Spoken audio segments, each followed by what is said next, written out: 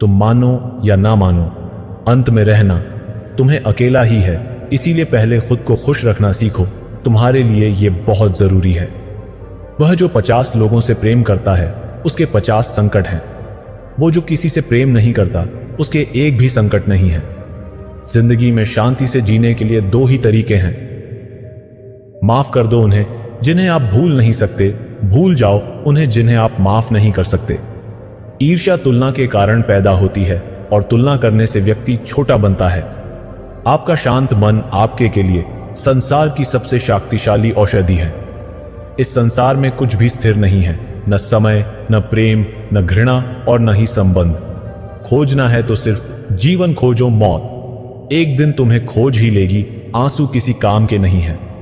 जिंदगी कितनी भी मुश्किल क्यों न लगे, आपके पास कुछ न कुछ करने और कामयाब होने की गुंजाइश हमेशा रहती है। परिस्थिति बदलना जब मुमकिन नहीं हो तो अपने मन की स्थिति बदल लीजिए। पिता से भी विशाल हृदय होता है एक शिक्षक का। वह अपने पढ़ाए हर बच्चे को तरक्की करते देखना चाहता है। जिस व्यक्ति के पास संतुष्टि नहीं, उसे कितना भी मिल जाए वो सदैव दुखी ही रहेगा।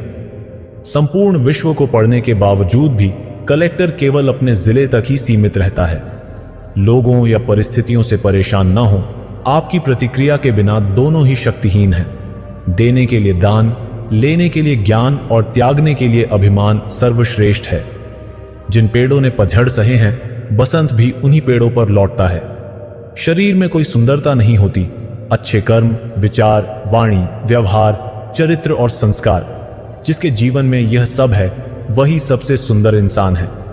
लोगों के करीब तभी रहें जब आपको भरोसा हो कि आप उनके जाने के बाद खुद को संभाल लेंगे। लड़का पति बनकर दहेज मांगता है और लड़की सास बनकर इस कुप्रथा के जिम्मेदार दोनों ही हैं। प्रसन्नता का सबसे सरल उपाय ना किसी से अपेक्षा, ना किसी की उपेक्षा।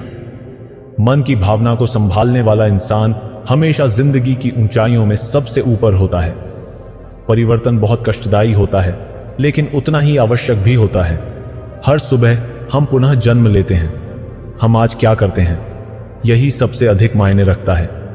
अगर किसी को याद करने की आदत लग गई है, उसके बिना रहा नहीं जाता, लेकिन वो तुमसे बात नहीं करता, फिर भी उसी की याद तड़पाए तो यह बात सीधी समझ लेना कि अब वो आपको भूल चुका है।